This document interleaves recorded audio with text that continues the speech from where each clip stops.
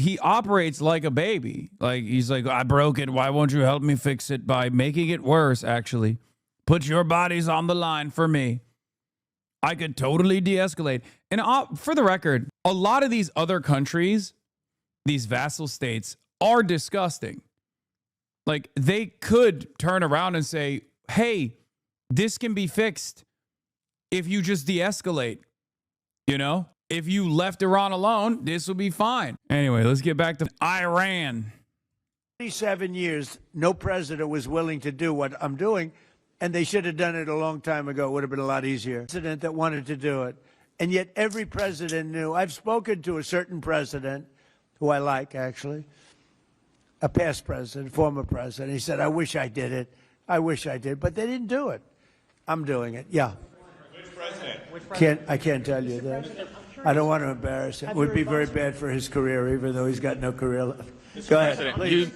You mentioned. How about the man right Thank you, sir. Mr. President, you mentioned that you're not entirely sure who you're dealing with, who the leadership is in Iran. Do you see a viable opposition movement still in that country following all of the protests that we had seen before the airstrikes and kind of an opposition movement that could become a viable leader in Iran? Well, the biggest problem, and, you know, we have brave people in this room, but the biggest problem that I see is that, you know, they put out a warning, and we have the warning. We get everything they get. And it said any protester that goes onto the street will be immediately killed. Yeah. Cuba could do Deng-style reforms, which, by the way, I mean, even that's not good either, right? For America's interest, because, like, look at China. Look at what a powerhouse China became. We don't like that. We don't want that, because the threat of a good promise comes into our backyard with Cuba.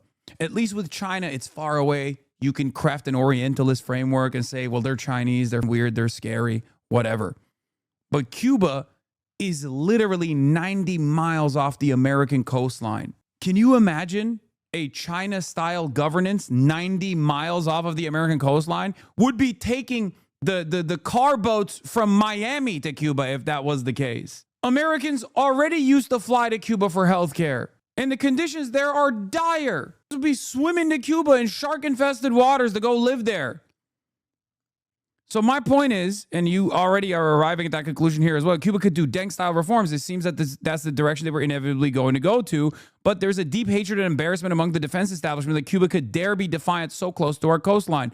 It's a Cold War embarrassment, that and the desire for South Florida votes. It's not even the desire for South Florida votes, because then it doesn't make sense why the Democrats would care. The Democrats would be totally aligned on this stuff, right?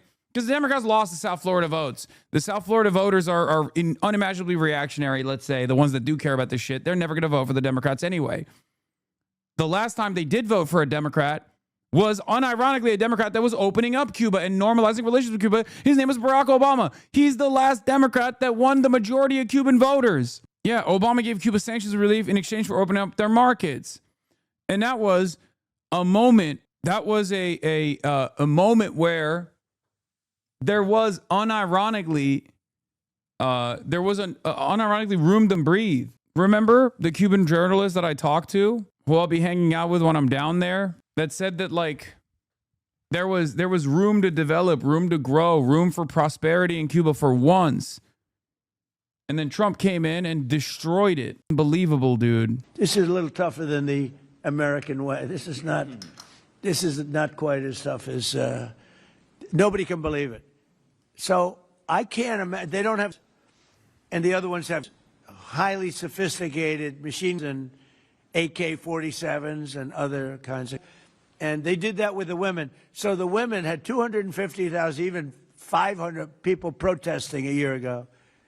And they women right through the middle of the forehead with snipers. And they didn't have to do many. About 10 went down bleeding profusely, and 250 to 500,000 women went running in the other direction, because they can be brave, but they're not stupid, and they have no.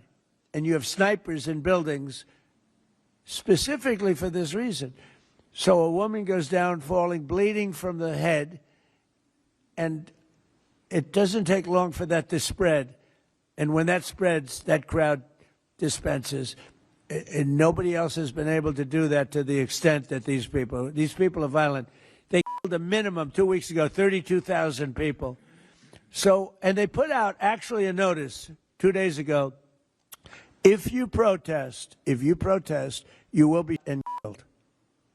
So, I don't know. I would say Mike Johnson's the only person I know who has the courage to go out in that kind of an atmosphere. I don't think so. Yeah. Have your advisors told you anything in terms of how long we can expect gas prices as high as they are right now? I don't need advisors to tell me that. I know what it is. You know, the Prime Minister of UK, United Kingdom, yesterday told me, I'm meeting with my team to make a determination. I said, you don't need to meet it with the team. You're the Prime Minister. You can make your own. Why do you have to meet with your team to find out whether or not you're going to send some minesweepers to us or to send some boats? I said, you don't have to meet with your team. It's the same thing here.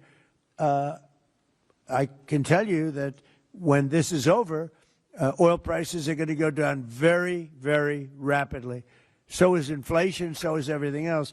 But frankly, much more important than short-term or even long-term oil prices, you can't let the most violent, vicious country in the last 50 years have a nuclear weapon, because the Middle East will be gone.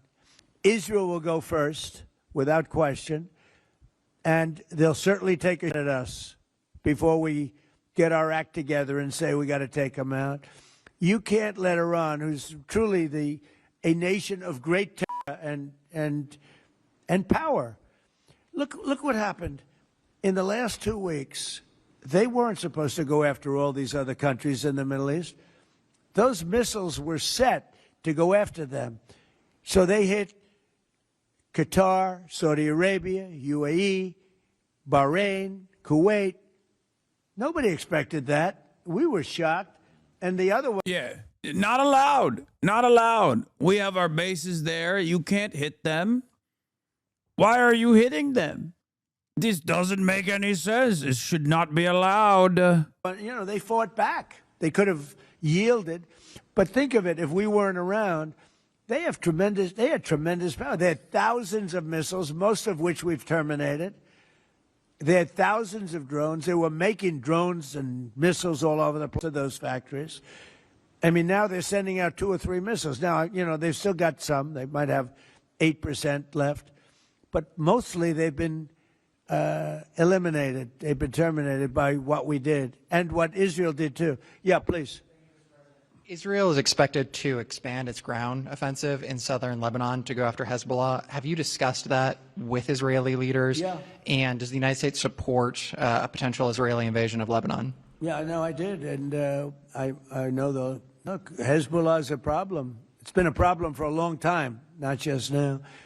And it's a certain area, because I was with the other night a person whose parents live in Lebanon. This is a very substantial person, wealthy person, whose parents live in Lebanon. I said, really? How do you live in Lebanon? Your parents are living? Oh, yeah, they live there. And over the years, they've gotten used to the fact that it's being bombed. But they explained to me that it's really a different section of Lebanon. It's the section where Hezbollah is. And they get used to it, I guess. I don't know. I mean, people live in Ukraine. You would think they wouldn't live in Ukraine, but they live in Ukraine. I don't know that I'd do that. But they live in Ukraine, they live in Lebanon. Hezbollah is a big problem, and they're rapidly being eliminated. Thank you very much, everybody. I appreciate it. Hello, everybody. So we have. This is also part of the reason why I say, like, it's okay if we take it on the chin a little bit with our endless military incursions, right? It's not great, but military deterrence of any sort that actually deters the beast that is American empire is objectively for the greater good. Objectively. It's for the greater good for Americans, because hopefully we can chart a new trajectory, one that is more beneficial for the American working class, for ordinary Americans.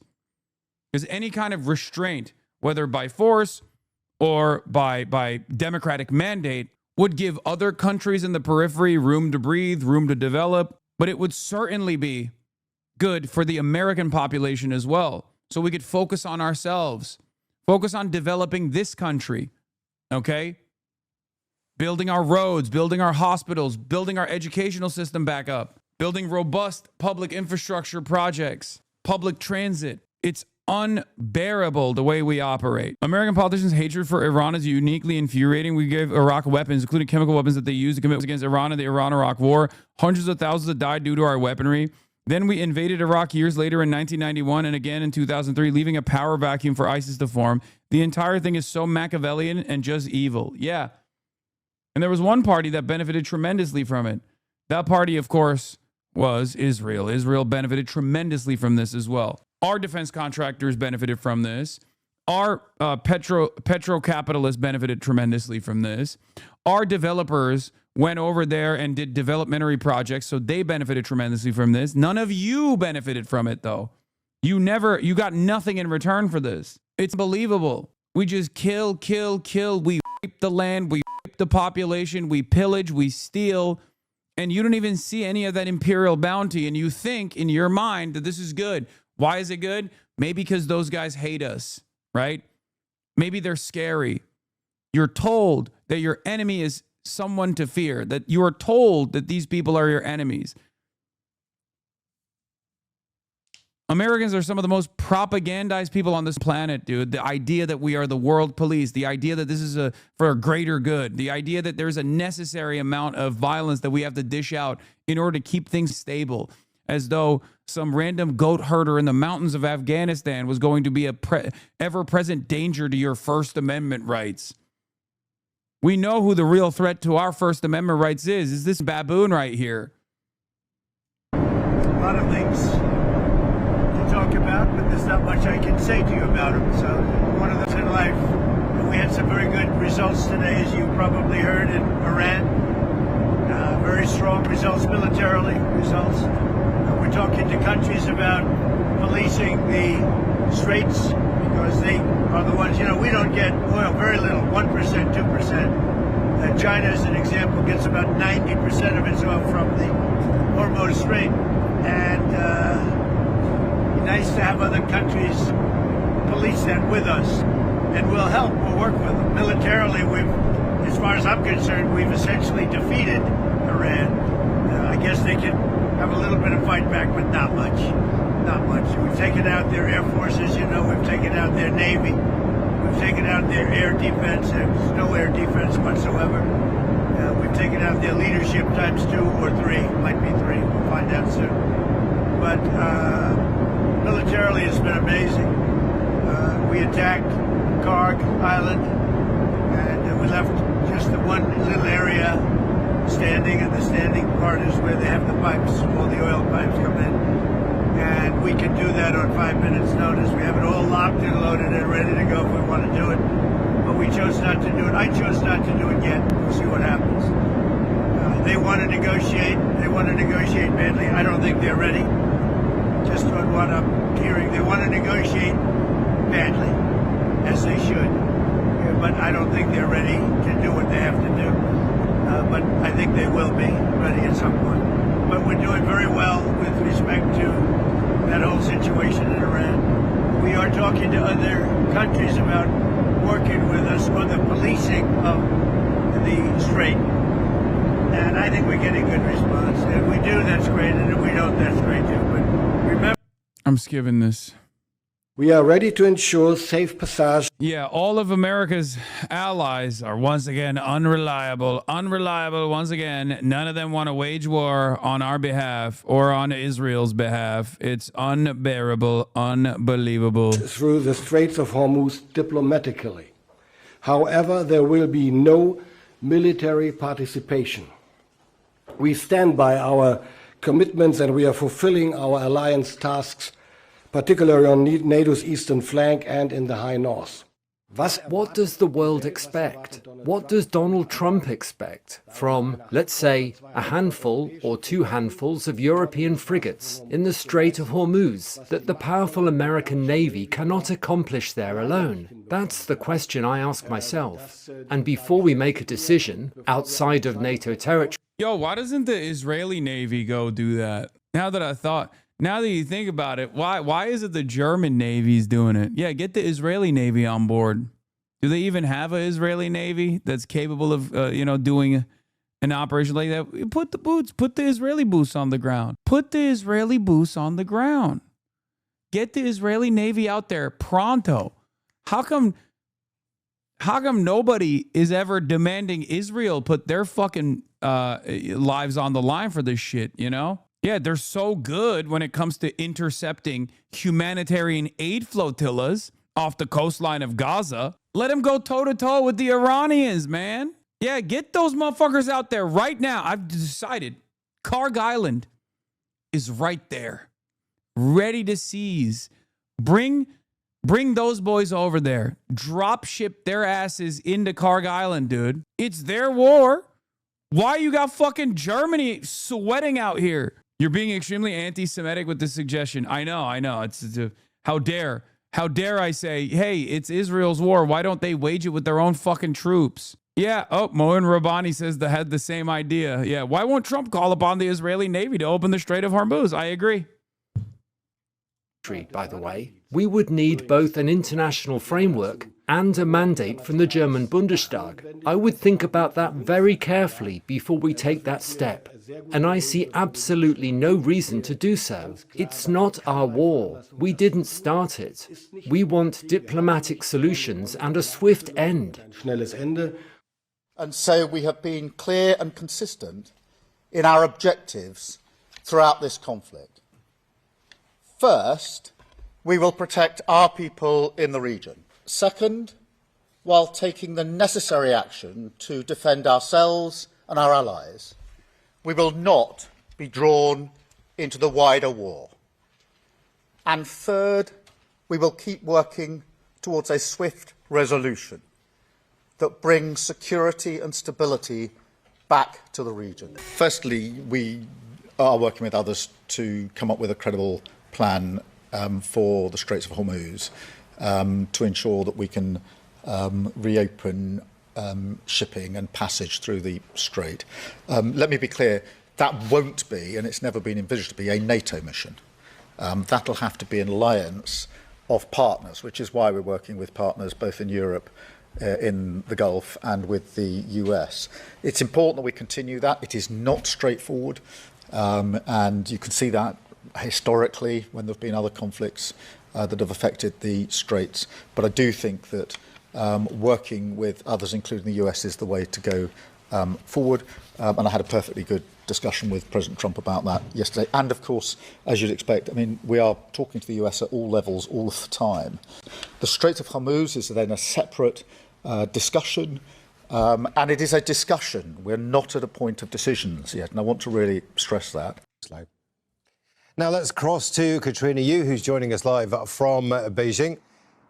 Katrina, Trump is expected to be in China at the end of the month, but in that article, he's making possibly a veiled threat, at least pressure on Beijing to try and help him. I mean, how's that going to go down? I don't think it's going to go down well. In the article, Trump mentioned China is one of the beneficiaries of oil being shipped through the Strait of Hormuz. That is correct. He also said that China gets about 90% of its oil through the Strait. That's not correct. It gets more like 40%, but it is still a substantial amount.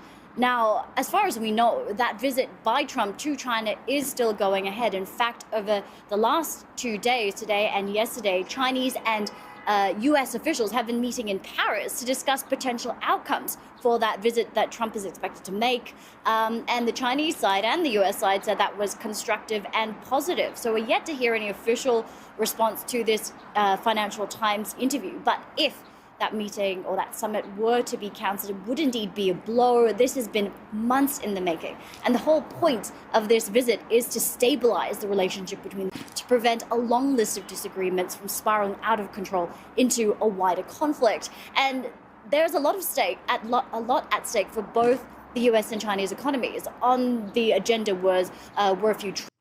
Reuters says the U.S. President Donald Trump on Monday said he's seeking to delay a highly anticipated trip to China in early April by a month because of the Iran war. We've requested that we delay it a month or so, Trump told the reporters of the White House. China's embassy in Washington did not immediately respond to a request for comment. Why won't they?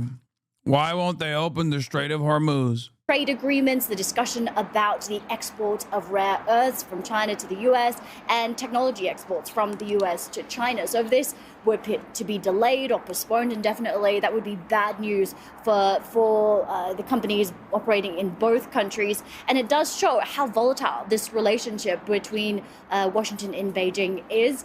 China has made no promises that this meeting is going ahead, and actually there have been reports that China has been a bit frustrated about the lack of forward planning from Washington. But so far as we know, officials here on both sides are planning for that trip to happen.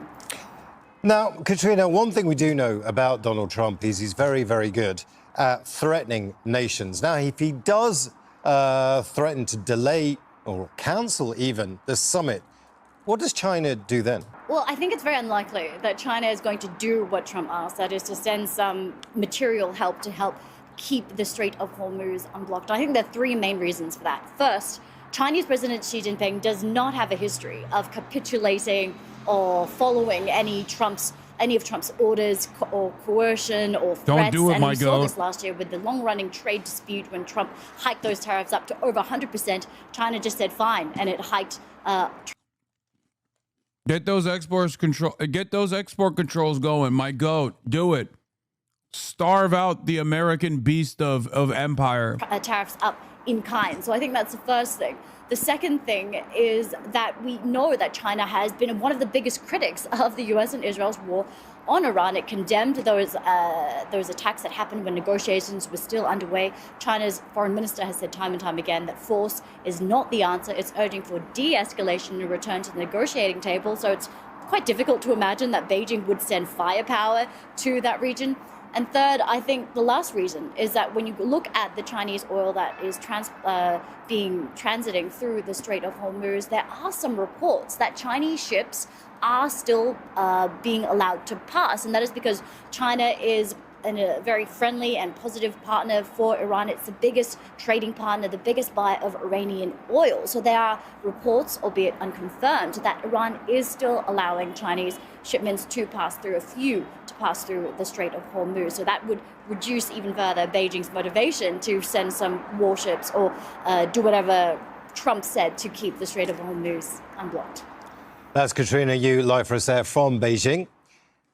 Now, Andy Mock is a senior research fellow with the Center for China and Globalization, a think tank that's based in Beijing. He's also a professor at the Beijing Foreign Studies University, and he joins us from Beijing. Andy, this was completely predictable and totally avoidable. The shutting of the Strait of Hormuz was going to happen if this escalated. But does this give China an opportunity to assert itself as an alternative to the U.S. when it comes to a power broker? Well, Imran, I think you're certainly right that the U.S. walked into, a morass or a quagmire. And there's an American phrase, FOFO, right? Mess around and find out. And I think it really, again... That's crazy. For whatever reasons... He went mess around. Finding itself entangled in a situation that's very, very difficult to extract itself from. And I think the best way to understand maybe how China is viewing this is there's a very famous saying, I believe, attributed to Napoleon, never interrupt your opponent when he is making a mistake. So I think that from that perspective, certainly while the U.S. is tied down, I think while it's a Navy, which was originally under tremendous stress. And, one way I've heard it put is while the U.S. military, the tip of the U.S. military spear is sharp, the shaft is brittle. And I think we are seeing that play out as well. So that certainly distraction, certainly I think, is in China's interest. And then I think finally, China's approach to this really has been, to any kind of conflict, is to resolve it through mutual discussion, respect for sovereignty versus any sort of direct military intervention. So I think it does seem, as we heard Katrina just say too, that it seems unlikely that China would intervene in the way that President Trump is hoping for. Paper tiger, baby. But President Donald Trump puts a lot of stock in personal relationships. And he does have a relationship, we don't know if it's good or bad, but he certainly has one with Xi Jinping. And he's likely to put pressure on China to try and help out. His biggest card he's got at the moment is cancelling the summit. What does that mean? Well, I think that's an interesting approach, because certainly I think from the Chinese perspective, again, it recognizes and respects the bilateral relationship between China and the United States. But I think also, as we've seen over the last year or so, China also exerts tremendous leverage over the United States. It's not just the rare earth metals, it's the Boeing aircraft, it's the soybeans sold by American farmers. So I think while certainly personal relationships matter in diplomacy, just as they say in Hollywood, it's not show friends, it's show business. And I think that's even more true of diplomacy. Well, talking of diplomacy then, China has a very, very good relationship, a good working relationship with Iran. It supplied technology to Iran just before the war happened. What's the state of relations now between Iran and China? Because China hasn't stepped up in perhaps the way a lot of military analysts thought they might. But again, if you look at what China has done in previous conflicts, you mentioned that earlier, China doesn't really get involved militarily. Yes, I think that's absolutely right, Mon. And I think, again, this is a very profound difference, I think, in approach to diplomacy that is more than just tactical. But again, I would say it's philosophical as well. I also want to mention, I think, a very, very important point here that's not perhaps well appreciated. So China, of course, through rare earth metals, actually provides critical inputs into Patriot missiles, et cetera. So this is one area that I think the U.S. is acutely aware of. But at the same time, because of its manufacturing supply chain for drones, its components, it is also, even though perhaps not at the state level, actively supporting Iran in this way. But certainly, I think, again, providing critical inputs through market mechanisms to Iran to continue this conflict, to defend itself from this aggression from the United States and Israel. So I think this dynamic, is also very, very important to appreciate. But Andy, what is the relationship? You just mentioned Israel there, and that was going to be my next question. Is there a relationship between China and Israel that China can leverage here? Right. Well, again, I think China's approach is, first of all, not to take one side over the other. And I think we see this very clearly in West Asia or the Middle East, in that it believes in the importance of relationships with all countries in the region. So it's not just the GCC countries. It's also, as we're talking about today, it's Iran, it's Israel. So and I think this is a very different approach to how the U.S. Approaches diplomacy in this region. And I think, again, we're seeing the negative impact on this. So it's not only the short-term oil disruption, the impact it might have on global economies, including the United States, but this may actually irrevocably damage the trust that, in particular, the GCC countries have in the United States. So I think, again, there are, very high costs to the U.S. approach of taking one side. And I think these are becoming more visible with this recent action by the Trump administration. Andy, thank you so much for your thoughts. Fascinating. The president is very dismayed with American allies. He's putting a lot of pressure on them. He wants help from them when it comes to the Strait of Hormuz, which Iran essentially has at a standstill to oil traffic going through there, oil traffic that doesn't really pertain to the U.S., but it does, because that's how oil is priced. It's a global pricing system, obviously, and it's affecting the U.S. But he's frustrated with American allies. It doesn't have to be. But even then, you would be destroying the rest of the planet. Like, you would be destroying so many countries that rely on the imports Like American oil export controls, especially at a time like this, would destroy the energy grids of so many other countries as well. So there's also that problem as well. Numerous countries have told me they're on the way. Some are very enthusiastic about it, and some aren't. Some are countries that we've helped for many, many years. We've protected them from horrible outside sources, and they weren't that enthusiastic. I just want the fake news media and everybody else to remember that that was said, because I've been a big critic of all of the protecting of countries, because I know that we'll protect them, and if we ever needed help, they won't be there for us. All right. Our reporters are at the White House, Tel Aviv, So and New sad. York. They've been listening to the president's remarks. They're covering all different angles of this. I want to bring in CNN's Elena Trine first at the White House. Elena, He truly is a baby. Like, he truly is. He operates like a baby. Like, he's like, I broke it. Why won't you help me fix it by making it worse, actually? Put your bodies on the line for me. I could totally de-escalate. And for the record, a lot of these other countries, these vassal states, are disgusting. Like, they could turn around and say, hey, this can be fixed if you just de-escalate. You know, if you left Iran alone, this will be fine. Why won't you do that? That would be the honest take here. That would be the honest approach. But of course, we will never have the honest approach when it comes to international politics, international relations, because these guys are vassals. So at most they'll say, oh, well, we don't want to intervene.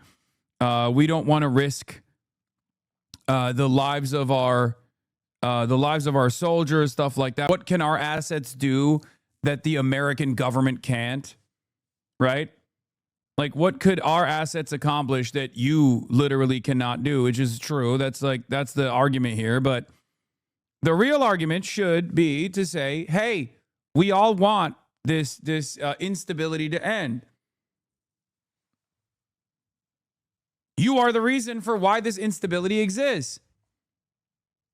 what stood out to you based on what we heard there? Yeah, I think really touching on exactly what you just played from the president was. I may have asked this before, but you said yes when I asked the U.S. deserves another Cuban Missile Crisis. What would your reaction be if right now nukes are aimed at the U.S. and you're within impact radius? I mean, that is what it would be. If we're talking about the Cuban Missile Crisis, like that's literally what it is. Nuclear arms are not meant to be used. As a matter of fact, nuclear arms are just a deterrent. It's the maximum deterrent. Also, there are nuclear arms that are aimed in the United States of America right now, at the United States of America right now. It's just, some of them are from our foreign adversaries, and clearly no one is using them, which is great. And then there's also one that is a foreign ally.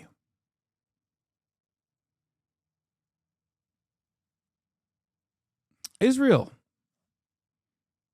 has nukes. They're aimed at the United States of America. I'd be more worried about that shit than Russia, honestly. Yeah, I don't know if the chatter knows this, but we have ICBMs now. You are accessible by nuke on all corners of the earth. Those didn't exist during the Cuban Missile Crisis. They also, not only did they not exist during the Cuban Missile Crisis, they exist now. And you know who else has ICBMs? Fucking North Korea. Everybody always talks about how North Korea, oh my God, if they get nukes, if they produce nukes, it's over, right?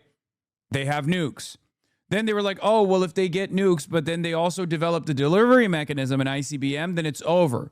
Because they're unstable, they're dangerous, they're crazy. Well, they have them too. They have ICBMs and they have nukes. The only thing that is created for North Korea is that we don't fuck with them. We don't fuck with them. Do you understand? Perhaps that's the real reason why. And I was a fan, and I still am, in theory, a fan of denuclearization across the board, right? Universally destroying all nuclear arms. That should be the goal. Having said that, however, it's not going to happen until everybody has nukes. in my opinion. Really the most notable to me, this idea of his disappointment. And he used that word specifically, Omar and Brianna, to describe the infantility of the German government appears to have no limits. The German foreign minister now says regimes like Iran cannot invoke international law. The most fundamental principle of international law is that it applies equally to all states. To challenge that is to declare yourself a rogue state. Yeah. Terror. IRGC threatens to target American firms across the Gulf, including Halliburton, Honeywell, Oracle, and Lockheed. Bloomberg, the massive Shah natural gas field in the United Arab Emirates, caught fire after a drone strike has shut it down. Attacks in Erbil, Kuwait, and Saudi continue, by the way. Yeah, footage of the embassy CRAM shooting drones over residential areas in Baghdad. Iran fired missiles towards Tel Aviv. One was intercepted near Ben Gurion. Hezbollah announced a third direct ATGM hit on a Merkava near Taibe within the span of 90 minutes.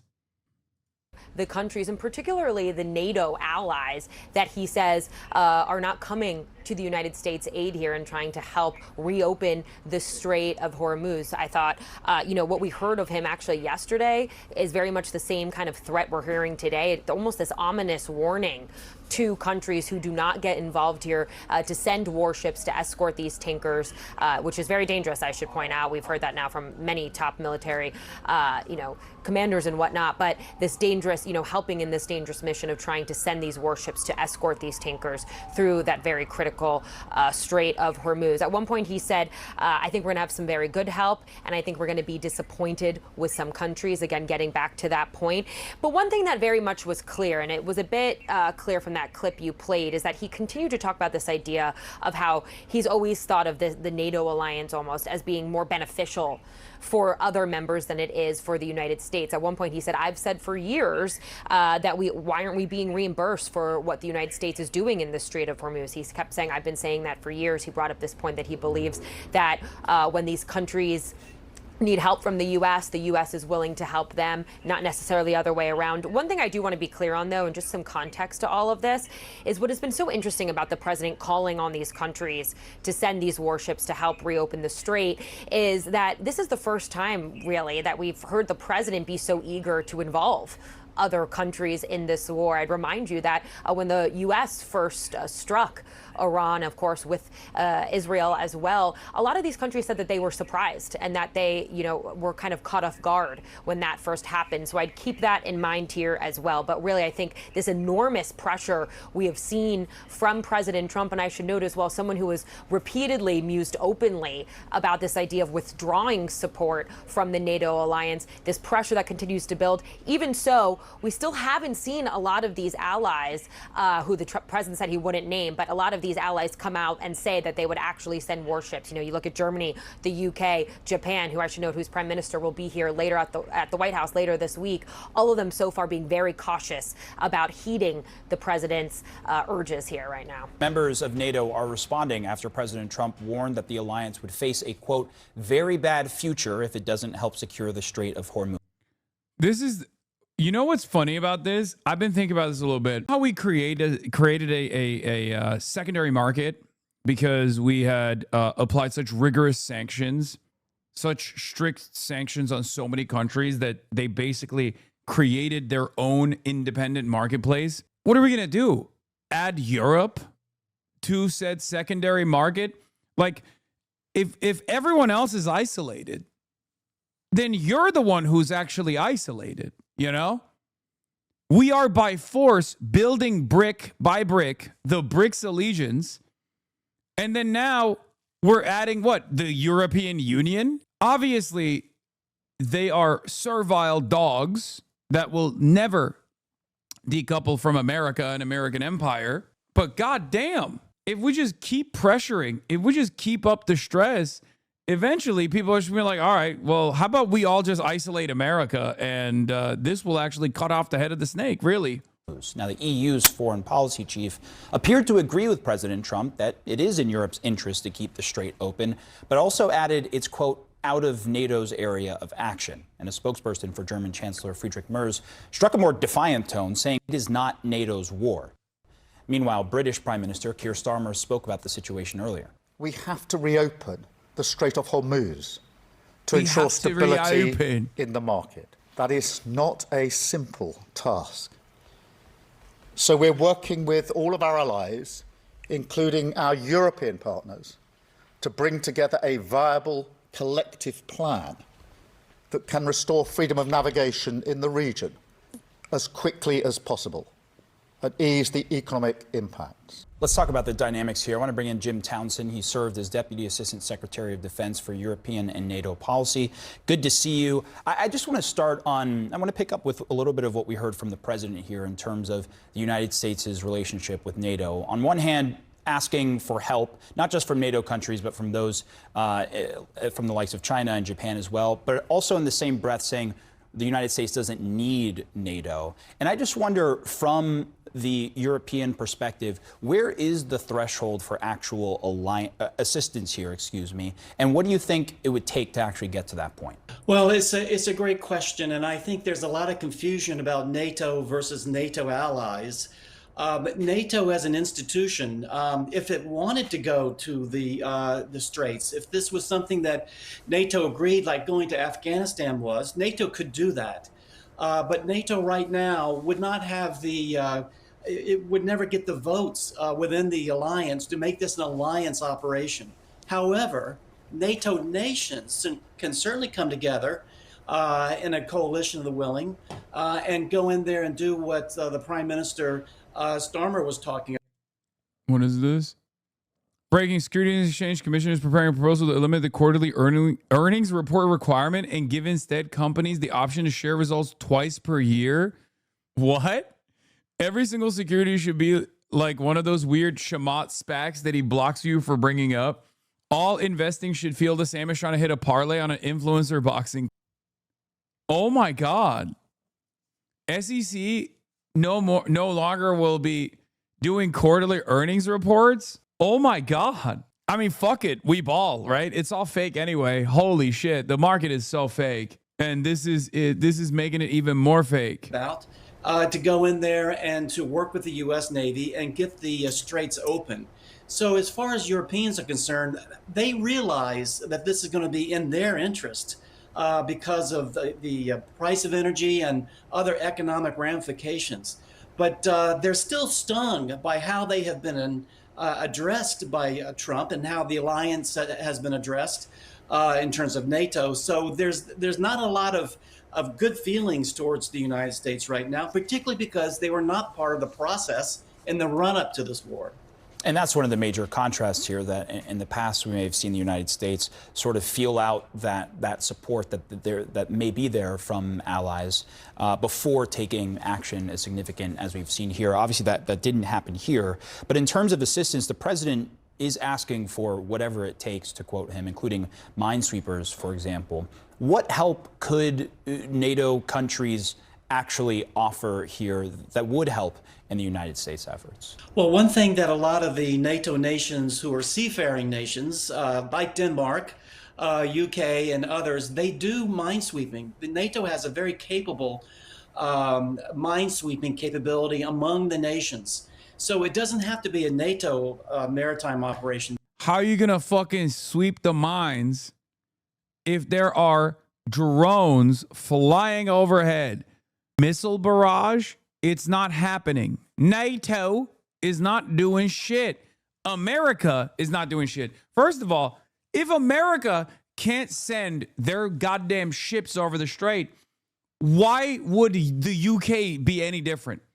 Which is pretty much what the European leaders have said, as you guys heard, right? They were like, well, if you can't send your ships, why the fuck would we do that? You're America.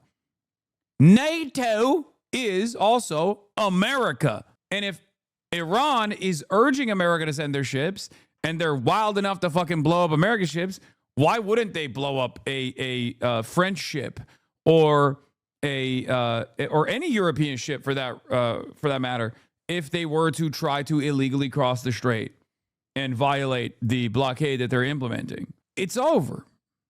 There's one way to open it up.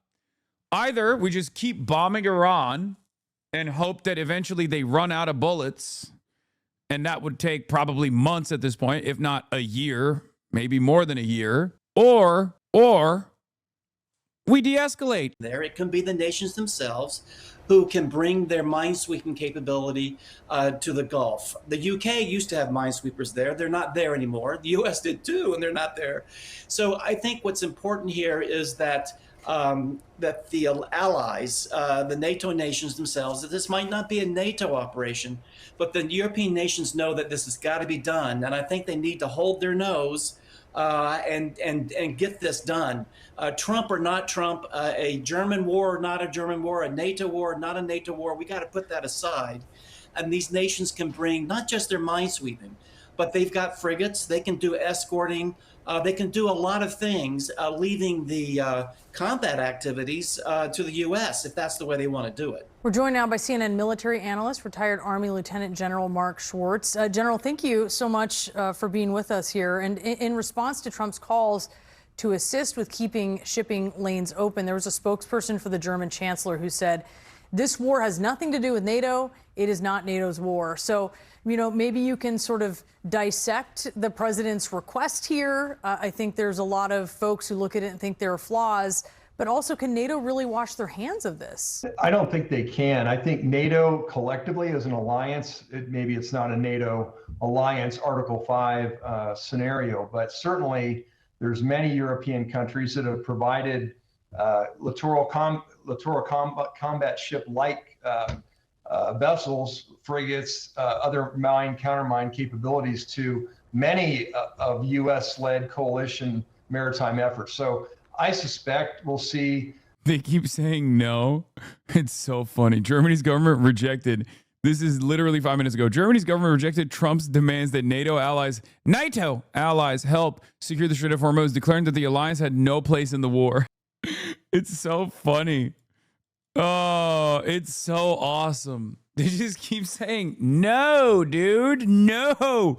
Why would we do that? And it makes sense because Trump is not doing it, right? Like, what difference fundamentally would it make if it wasn't just American ships that are trying to cross the Strait of Hormuz, but like also different naval assets of European countries like NATO nations? Like, what is the goal to just like overwhelm their munitions as like a missile sponge? Yeah, we just send the fucking European ships ahead and they just get pummeled, and then hopefully they'll run out of bullets. Several countries eventually agree to come in. The United Kingdom is. Like, I don't think people understand something. If Iran is crazy enough to attack America, then smaller countries getting involved is not going to change the equation. Like, is Donald Trump trying to create the conditions of like a world war against Iran? Like, is Donald Trump trying to get every country to create a coalition of the willing to send like thousands of soldiers and naval assets to try and like go and invade militarily the nation state of Iran? Because anything short of that is not going to fucking work. Because again, all they need to do is bunker up and just keep lobbing fucking drones. It is an incredibly cheap way of destabilizing the global energy markets. Okay, the more I talk about this, the more I'm realizing maybe that is the fucking point. I guess like is he going to try to do like a world war or something? Like what? Pelosi mobilized? Nancy Pelosi was spotted at a hidden bunker in Tel Aviv, kneeling in Netanyahu's casket in a pleather bustier and a visible whale tail from her micro skirt looking thick as hell. No, she was wearing that outfit last night at the Vanity Fair Oscar party, though.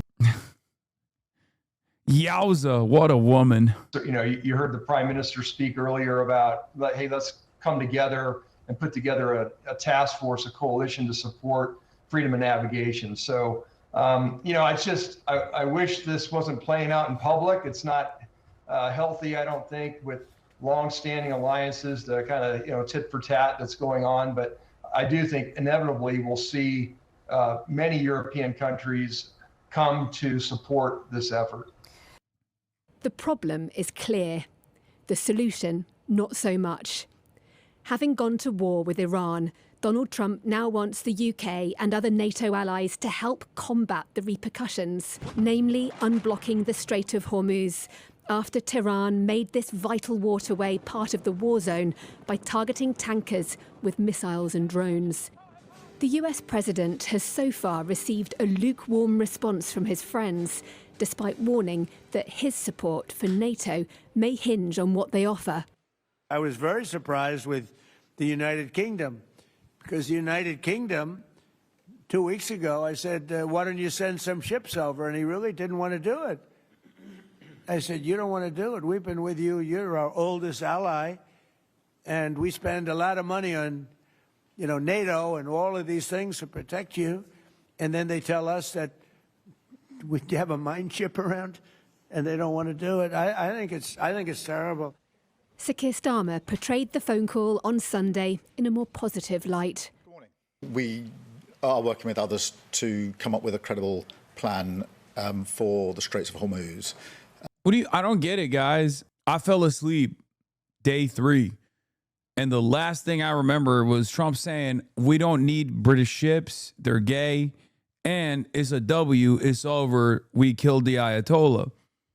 I'm waking up now, 13 days later, and we're looking for alternatives. We're trying to bring in, British troops, trying to get them involved in this shit. What's going on? What is this?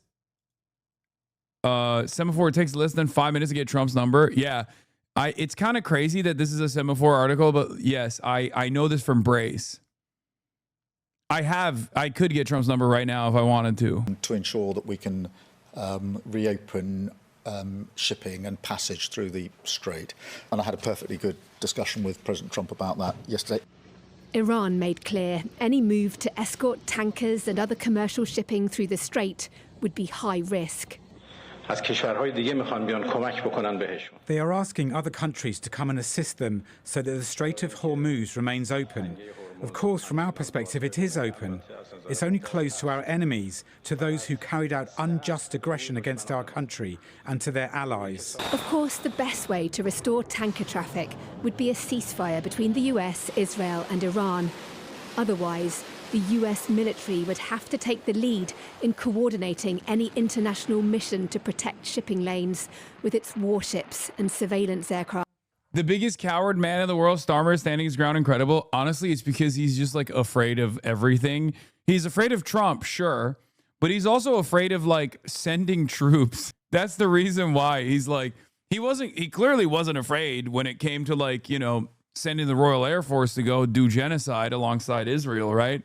But this time, like, it's not, his enemies are not children inside of schools.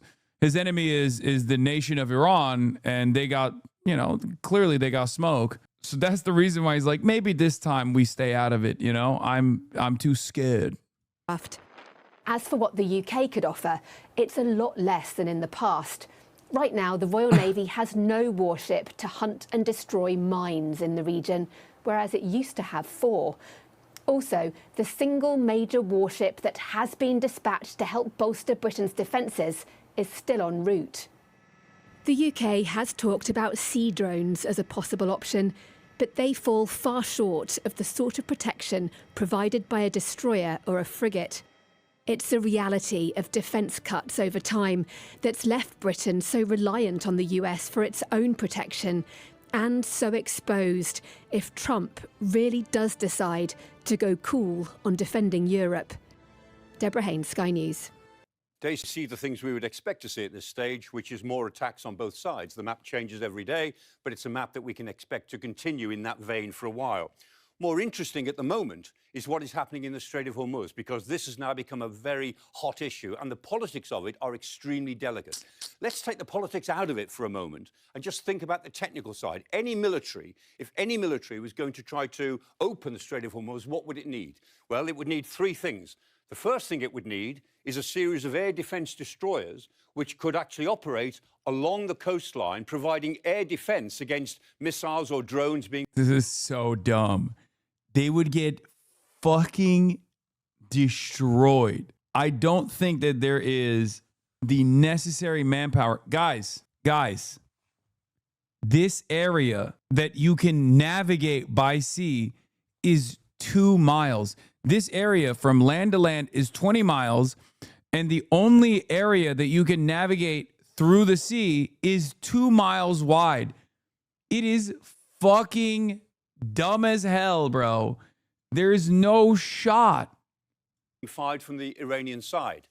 The second thing it would need is a series of air attacks, probably, on targets inside Iran, any targets that could operate against something on the coast. So it would need a very active policy of hitting things every time they saw them appear near the coast.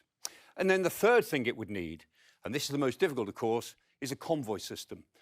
So we've made some guesses here. Supposing a convoy of 6 ships was envisaged, and these would be tankers. These tankers are supposed to keep at least 8 to 12 ship lengths apart when they travel through this area. Supposing that was cut by 50%. Supposing they said, OK, 4 lengths apart is good enough. Well, at 4 lengths apart... Dude. Geography favors Iran in any war to open Hormuz. The shipping lanes are so narrow, tankers and naval escorts are sitting ducks, perfect for Iran's drones and mines. Trump is caught in the escalation trap. Okay, Robert Pape, we get it. Escalation trap, man. Jesus Christ. Yeah, look, see? This is what I was saying. The shipping lanes that you can navigate are only 2 nautical miles wide, bro. This entire, like, land-to-land distance is 20 miles, but the rest of it is too shallow. So the shipping lanes are only 2 nautical miles wide. Ain't no fucking way that's happening. A Hormuz tight? Yeah, bro. That shit is tight. It's tight as hell. Fuck. It's tight, baby. Yeah, escort missions would be carried out by destroyers or frigates with air cover, Arleigh Burke class guided missile destroyers, USS Michael Murphy, USS Spruance, USS Frankie Peterson Jr. Multi-layer threats are drones and fast attack vessels, mini-subs and sea mines, and also ballistic missiles as well, like rocket fire. You could have, I mean, it's opportunities are endless. Yeah, Hormuzi. So it's just not going to happen. The size of these tankers, we're still talking about a convoy that would be about 12 kilometers long. It would still be a very large... Why can't you put the oil in a much faster boat so the rockets and drones can't hit them? Are they fucking stupid? Yeah, why didn't they think of that, bro? Just tiny go-fast boats. How much oil could they... Yeah, just unleash a swarm of tiny boats. Convoy, even with a warship at either end. So a warship at either end would need to be supplemented by sort of sheepdogs that are able to move in and out of the convoy to protect them against drones, against robot boats, against people with just trying their luck. This would be a very large area to try to preserve. Now, of course, this is... Bro, that's like you put 6 destroyers in there, 2 of them are getting sunk. Easy. None of the oil ships are getting through. They're blowing them up instantly.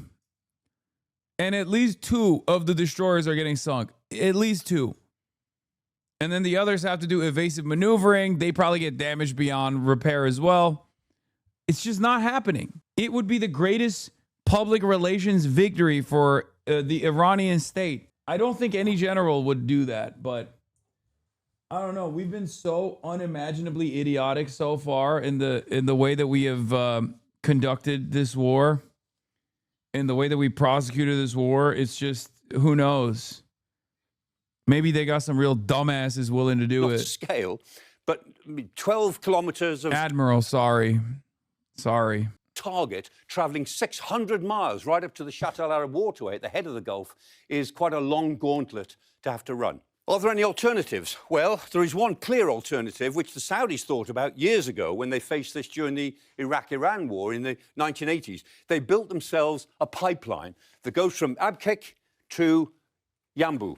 And that pipeline is very efficient, but it won't take the amount of oil. No, it's not. Yeah, it's 15%.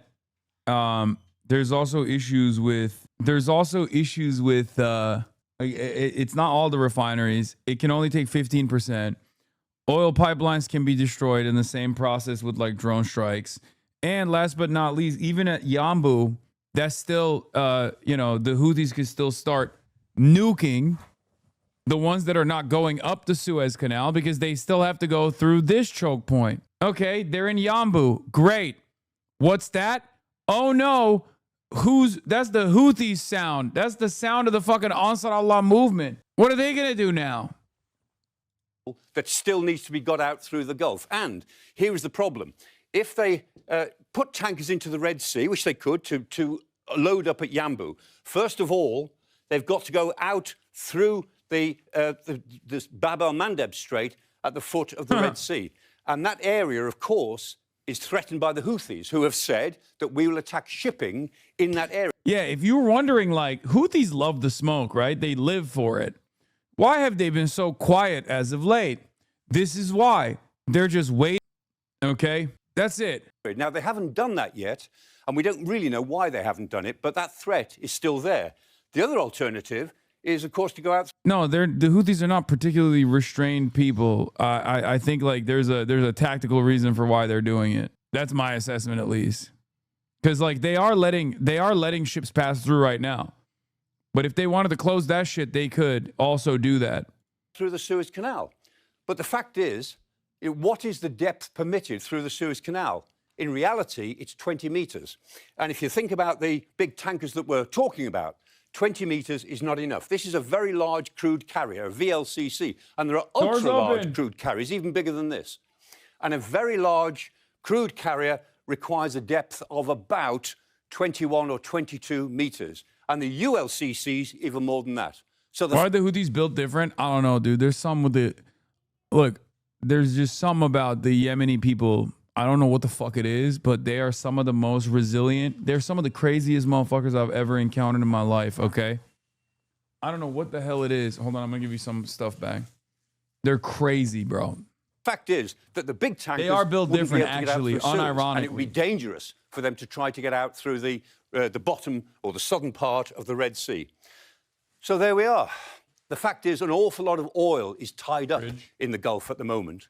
Getting it out through the Gulf itself, through the waterway, the Strait of Hormuz, is dangerous. Getting it out via the Red Sea, using the Saudi pipeline, is dangerous. I got it right. That's where the war is for now, and that probably is what is going to circle back and affect the politics of the war in the next week or two. To the brave people of Iran, I wish you, as I do every year, a happy holiday season, beginning with the Festival of Lights. It signifies the age-old belief of the Iranian people that light will triumph over darkness, that good will triumph over evil. This year, this holiday has special meaning. Celebrate it with your friends, your family, your loved ones. I take this opportunity to wish you... It'll be the last time you see them, because I'm a murderer, and I'm coming to do murder. A happy Nowruz, a year of freedom, a new beginning of hope to all of you, my dear friends. Nowruz Piruz, Payande Iran.